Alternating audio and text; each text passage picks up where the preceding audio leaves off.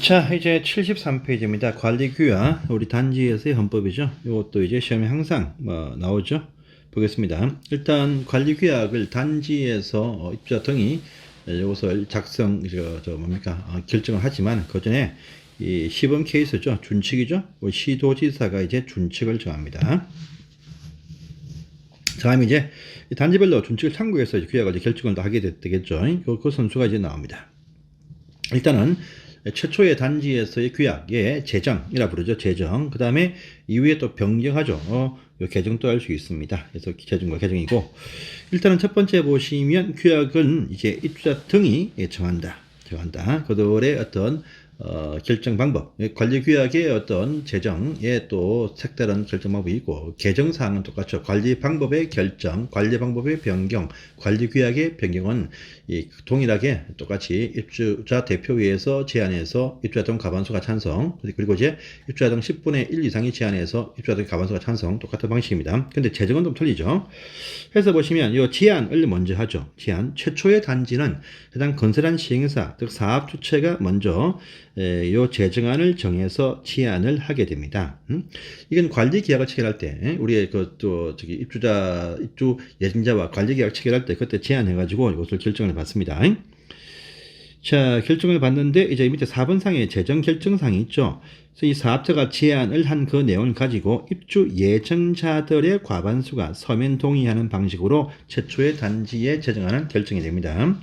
자, 그 위에 살짝 올라가 보시면 다시 이번 제안편에 보시면 원래 관리 계약을 체결할 때 그때 제안해서 요 제정안을 결정하는데, 근데 우리 어딥니까? 입대 구성되기 전이라도 먼저 입주하시는 분들의 애들 키울 장소가 필요합니다. 저 어린이집, 공동육아 나눔터, 다함께 돌봄센터를 외부한테 임대 계약을 체결을 먼저 해야 되겠다라고 할 때는 입주 개시일 3개월 전부터 미리 제안을 해서 요 결정을 받아올 수 있다라고 하는 것, 그것도 체크하시고요.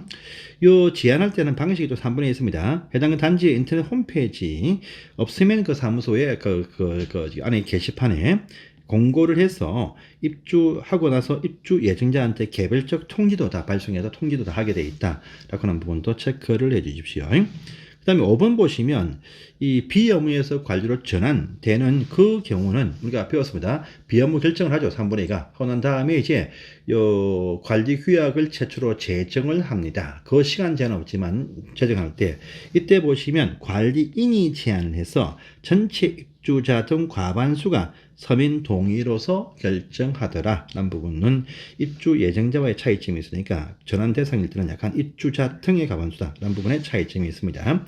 이것도 확인하시고, 그 밑에 보시면 우리 관리 방법의 관리 규약의 개정, 이것은 관리 방법의 결정 변경과 같은 방식이다. 아까 설명했습니다. 보시고, 자, 관리 규약을 제정하면 신고도 하겠죠. 관할 시군구청에 신고도 하는데, 제정일 때는 보시면은 그 사업 주체와 전환되는 관리인이 신고를 하지만, 개정일 때는 회장이 신고하더라. 각기 30일 내에 신고합니다. 제정은 사업 주체 또 관리인, 요 개정은 회장이 신고하더라 라고 합니다.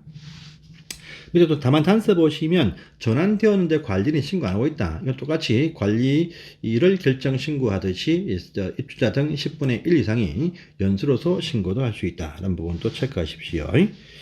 자, 그 외에는 쭉 읽어보시는데 전자투표 방법 있죠. 이 파트도 보시면 각종 어떤 동별 대표자 선출이라든지 규약의 어떤 결정 문제 전자투표할 수 있습니다. 이때 보시면 본인이 확인이 돼야 돼. 본인 확인.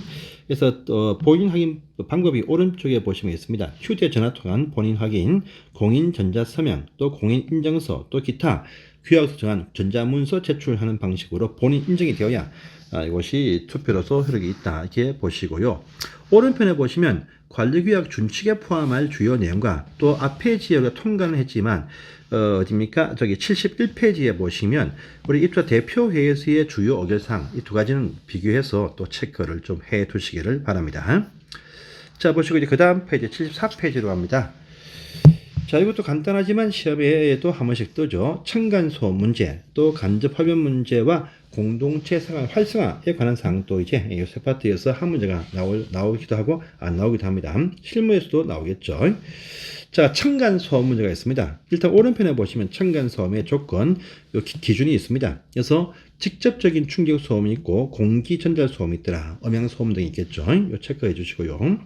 근데 거기 바로 위에 보시면 자, 직접 소음 등에서 보시면 욕실과 화장실과 다용도실 등에서 급 배수 발생하는 소음은 제외한다라는 부분을 또 체크하십니다. 그런데 이 경우도 조금 심야는 조금 더 주의를 해야 되겠죠. 저희 집에서 보시면 꼭 새벽 3시에 물 빼는 소리가 자주 들린다 해서 좀 불편함을 좀 느끼기도 합니다. 하지만 뭐 어떡합니까? 감내하면서 그런 식의 공동주택에 거주해야 될 또 그런 좀 배려심도 필요합니다. 자, 왼편 보시면은요, 층간소음이 방지되어 있죠. 층간소음.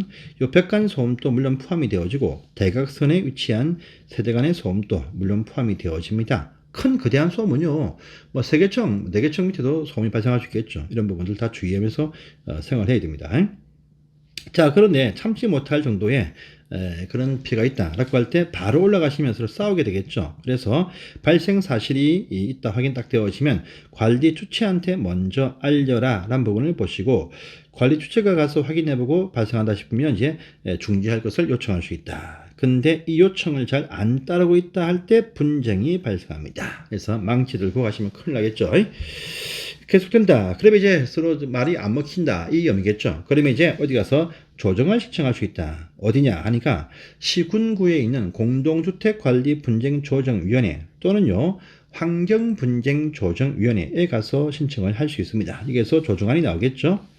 그래서 이 조정을 위해서 이제 국토교통부와 환경부의 공동 부령으로 층간소음에 관한 범위 요 기준을 정합니다. 그래서 만약에 이것이 그 위원회에서 조정안이 안 먹힌다. 그러면 소송을 통해서 요 위원회에서 결정한 사항을 들고 가시면 손해배상 청구라든지 기타 법적인 어떤 해결도 가능하다. 이렇게 또 아시면 되겠습니다. 자, 그런데 그 밑에 문제가 있습니다. 간접 흡연 문제. 저도 담배를 피우고 있지만은요, 아무리 그 발코니도 겨울에는 문을 다 닫고 있으니까 펴도 뭐 큰 문제가 없지만 화장실 같은 경우는 이제 배기구 타고 올라갑니다. 부분이 좀 문제가 되겠죠.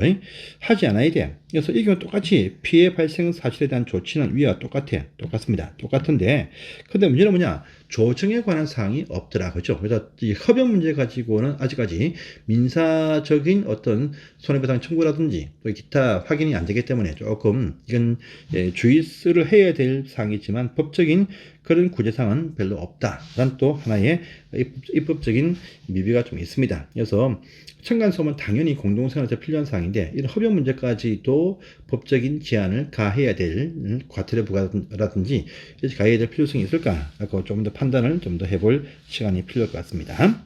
자, 그런데 공동체 생활 활성화고 항상 나올 수 있습니다. 우리가 단지에 계시면 노인회라든지 또 부녀회 등의 공동체 생활 활성화를 위해서 각종 어떤 조직들이 있습니다. 자, 이건 업무상이 아니고 자율적 실시가 기본적인 원칙입니다. 원칙이고 필요할 때 조직을 구성해서 운영도 가능한데 문제는 항상 사람이 모이면 돈이 발생합니다. 비용을 또 지출해야 돼요. 그래서 이 부분부터가 중요하겠죠. 그래서 경비 부분이 또 등장을 합니다. 공동체 생활 활성화를 위한 경비가 필요한데 이에 대해서는요 개인적인 부담도 좀 하겠지만은 이쪽 대표회의와 관리 주체에서 이 경비 일부를 지원할 수가 있는데 이때 잘 보시면 절대로 관리비에서 집행은 절대 하지 못한다. 재활용품 판매 등의 우리 잡수입 있죠. 잡수입으로 지원을 할 수가 있지만 이것도 그냥 막 하면 안 되고 관리규약서 정하고 있거나 입대해서 의결을 거쳐가지고 비용 일부를 지원한다. 이렇게 또 아시면 되겠습니다. 댁에다 보시면 뭐 노인회에 보시면 뭐 20만 원, 또 부녀회에 20만 원 이렇게 지원하는 경우가 있습니다. 네, 이런 부분 참고를 하시기 바랍니다. 자, 보시고 이제 문제에 관한 사항들도 체크를 좀 해주세요. 그리고 관리 부분 조금 빠른 템포로 넘어간다라는 의미도 있겠지만 그만치 실무에서도 잘 준비하시고 또 법이 또 쉬우니까 이런 부분들은 제가 뭐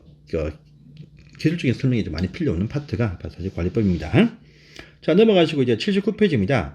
주택의 전문 관리란 편이 또 등장하죠. 전문 관리에 관한 사항들, 공동주택에 관한 관리사무소장, 또 주택관리업자 등이 여기에 등장을 합니다. 자, 이 편 또 항상 한 문제 또는 두 문제가 법규에서 등장을 하는 파트다. 한 문제는 꼭 등장을 합니다. 자, 첫 번째 보시면 주택관리업자가 등장을 합니다. 위탁관리에서의 관리 주체가 되겠죠. 자, 업을 하고자 할 때 시군구청한테 등록을 하게 됩니다. 이 등록은 항상 그 관리하는 그 단지가 있는 무슨 구청이 아니고 해당 관리회사의 본사가 있는 그 시군구청에 등록하면 됩니다. 변경사항이 있다. 변경사항일 때는 15일 안에 변경신고합니다. 보통 변경신고할 때 사업자라고 하는 위치에 있으면 30일이지만은 관리란 말이 붙을 때는 15일 안에 변경신고한다. 특징이 있습니다. 자, 밑에 보시면 할 때 요건이 있겠죠. 자본금이 2억 원 이상 필요하고 개인일 때는 자산평가액 2억 원이 필요하다라는 부분이 있습니다. 자본금 2억 원. 또 관련되는 기술 인력을 갖춰야 되고 특히 업자 등록할 때는 주택관리사, 사보 안 됩니다. 1명 이상이 있어야 된다라고 하고 시설 갖춰야 됩니다. 오른쪽에 살짝 보시면 주택임대관리업자의 등록, 이것도 뒤에 나오겠죠. 이때는 자본금이 1.5억 원이고 위탁관리, 자기관리는 1.5, 위탁은 1억 원이다. 이런 차이점이 있고 인력은 보시면 2명, 1명 이런 식의 차이점이 있으니까 이것도 비교해서 보시기를 바랍니다. 자, 밑에 결격 사유 보세요. 주택관리업자 등록을 못하는 경우가 있습니다. 어떤 경우냐? 어떤 일대로 잘못되어서 영업 정지가 아니고 등록 말소가 되어지면 2년까지 못한다. 이거 체크하시고 말소란 말 딱 드니까 오른편에 보시면 말소 사유가 있어요. 엄청나게 많습니다. 많지만 필수적인 말소 사유 요거 4가지 요것은요 주택 임대관리업자도 똑같은 내용이 등장을 합니다. 일단 처음부터 거짓 부정 등록이다 이런 경우 하고요. 정지 기간 중에 업무를 수행해서 이거하고 최근 3년간 2회 이상 정기 처분받고 나서 합산 기간이 12개월 초과할 때 이거하고 또 등록증을 빌려준다, 대여한다. 이게 딱 걸리면 말소를 하여야 합니다. 주택관리업자와 임대관리업자 똑같습니다. 보시고 다시 왼쪽에 오시면 자 등록을 할 때 조건이 있습니다.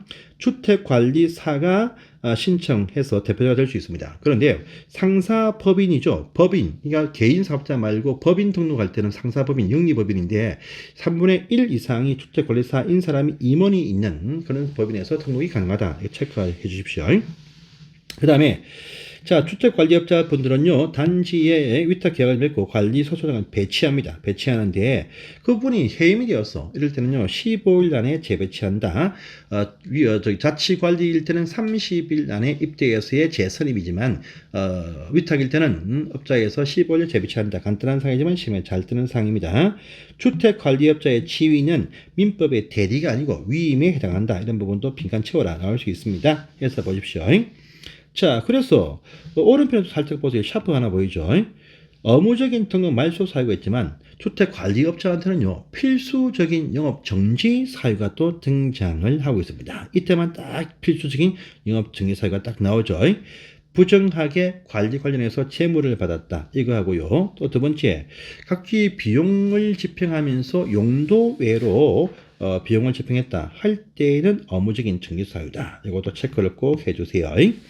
다시 왼편 밑에 보시면은 자 우리 시군구청에 등록하니까 시군구청장이 요들의 감독권자입니다. 감독을 쭉 합니다. 하다 보니까 뭔가 잘못되어서 그러면요 말소나 정기처분할 때는 항상 1개월 전까지 해당 입주자 대표회의한테 그 사실 통보를 딱 해줘야 돼. 이 업자 잘못되어서 이 영업 정기처분 받을 수 있다. 그러면 업체를 바꿔야 되죠. 1개월 전까지 알려준다는 것이죠.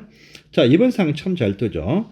근데 말소는 반드시 하게 되어 있는데 말소 처분을 합니다. 근데 영업 정지 처분 사유일 때 보시면 이때는 정기 처분을 하지 않고 가름해서 과태료 부과해서 과징금 부과해서 이것을 가름을 할 수 있습니다. 2천만 원 중요하죠. 뭐 1,000만 원, 2천만 원 또 보시면 뭐 3천만 원, 5천만 원, 1억 우리가 다양하게 법규 전체에 보시면 영업 정지 처분 가름에서의 어떤 과징금 부과 다양하게 나옵니다. 1,000만 원, 2천만 원, 3천만 원, 5천만 원, 1억 이거 다 나중에 다 비교해야 됩니다. 관리업자는 2천만 원 되겠습니다. 주택 임대 관리업자는 1,000만 원인데 관리업자는 2천만 원 됩니다. 2천만 원. 근데 오른편에 있는 요 업무적인 영업 정지 처분 사유일 때는요. 이때는 과징금 대체가 안 된다라는 또 특징을 꼭 확인을 하시기를 바랍니다. 보시고 자 주택관리사가 또 등장을 합니다. 주택관리사 이것도 내용이 좀 많으니까 우리 관리업자와 관련해서 다음 시간에 보도록 하겠습니다. 감사합니다.